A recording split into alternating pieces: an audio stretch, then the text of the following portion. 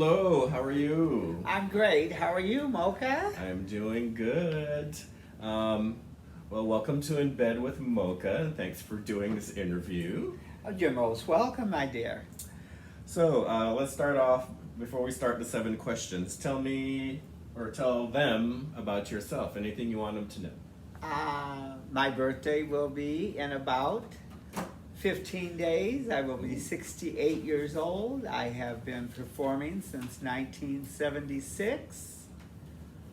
Wow. Quite a few years. Yes, wow is right. I didn't think I would be doing it this long, but I am, and I feel great, and I want to continue until I can't do it anymore. I don't want to ever give it up. Wow, that's amazing. So, to back up, it's 1976, or whenever before that. What made you want to first get on stage? It's kind of a comical story. A guy I was dating, he said to me, hey babe, let's go see a drag show at the Escape on Joy Road in Greenfield. And I asked him, I said, what would I want to go see a drag show for? I had never seen one before. And he said, it's a blast, you'll have a blast. And I said, okay, let's go. And he said, the wonderful, wonderful Vondalee from Grand Rapids will be there. And I said, okay. And the show started, and all of a sudden I saw this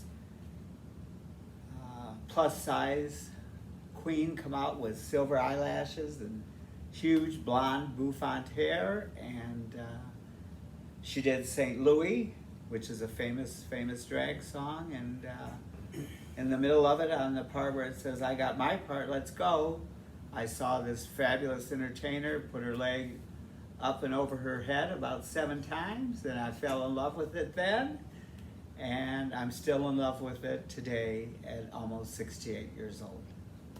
Wow, amazing. So how did you get your name, the Lady T Tempest? That came from the guy I was dating also. I had a bit of a temper back then, No. and he said he knew of a Shakespeare storm that comes out of nowhere called Tempest. And I thought, oh, okay, that's different. You know, I didn't hear anybody back then that had that name and stuff. I didn't want Joan or Marie or anything like that. I wanted something different, and he came up with it. And then one night at Gigi's, a few years later, Jan Ward, she was the DJ on Tuesday nights, and she was playing a song by Tina Marie, and in it, Tina Marie says, and I'm here and friends with the Lady T, and when Jan announced me, she said, ladies and gentlemen, next to the stage, the Lady T Tempest, and it stuck from them. Yes, all these years. Wow. I know that song, love that song. Yes. And Renee Peters does a fabulous job with it. Yes, that's how I got the name Lady T. Wow, that is the most interesting drag name story I have heard. Thank Especially you. about the Shakespeare and Tempest. Yes, yeah, bad temper and a storm out of nowhere. So that's where Tempest came from. Yes. So, is it true that you don't eat vegetables? No, I do not eat vegetables. I'm not a vegetable lover. I will have a salad if I have to. I'm not real fond of vegetables. I'm a huge meat and potato person, and but I will eat vegetables if I have to. Did you get in trouble as a child for not eating your vegetables? No, I was an extremely spoiled child, and if I didn't want to eat something, my mother wanted me to, my dad wanted me to, but my grandma said I didn't have to. And what my grandma said always went, so I didn't have to eat my vegetables. All right. What about ice cream? Do you like ice cream? And then if so, what flavor? I love ice cream, and my favorite is butter pecan. That's mine too. Yes, I love butter pecan ice cream, and it was my mother's favorite also. Yes. I can't even keep that in the house because it'll just disappear. I do not buy it. Yes. Who is your favorite entertainer of all time? Are we referring to Female impersonation or entertainer period or Entertainer period. Cher. Share. Cher would be one of them. The other one is one of my absolute idols in life is the great Mae West. Yeah.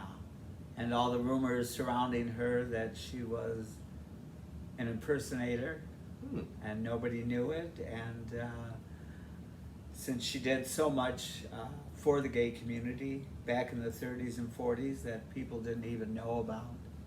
And yeah, it would, Mae West, and then after Mae West would come Cher. All right, so if we could get maybe a little more serious than what flavor ice cream you like. If you could look back in your life, is there a way, or maybe I should rephrase this, if you could right a wrong from the past, what would it be? Wow.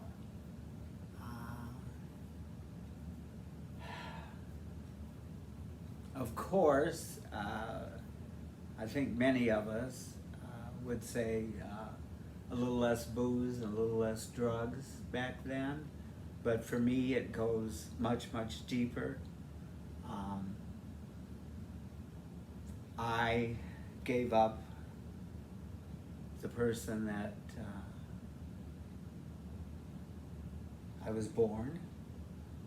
I gave up Ricky, and I became the Lady T Tempest 24/7. And I'm not referring to the physical changes, I'm referring to the mental changes. I allowed myself to become a personality, and I forgot all about being a human being, being Ricky.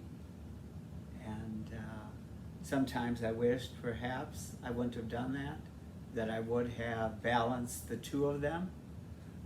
But Lady T Tempest always came first, and Ricky was always in the background. And that would probably be the biggest thing that I would have changed. I absolutely love the Lady T Tempest, don't get me wrong. And I love all that she has done and all that she's going to do. But I wish someplace along the way I wouldn't have gave up Ricky. I wished I would have taken him/her along with me, but I didn't. I allowed Lady T Tempest to take over. Well, I know you as Lady T Tempest, and you're a real person to me, and Thank you. you're real because we talk on the phone, and we care about each other, and so you're special to me, Thank you. whoever you are. You're very special to me also. Oh, I thanks. love you. I didn't tell her to say that. So to wrap up, do you have any final words? Any words of advice for life? New drag queens? COVID? Any final words about anything? I have lived through 2 pandemics. The first being AIDS, which we had an absolutely horrible leader at that time. And unfortunately now with COVID, we also are dealing with a leader that is not protecting us and not guiding us in the right way.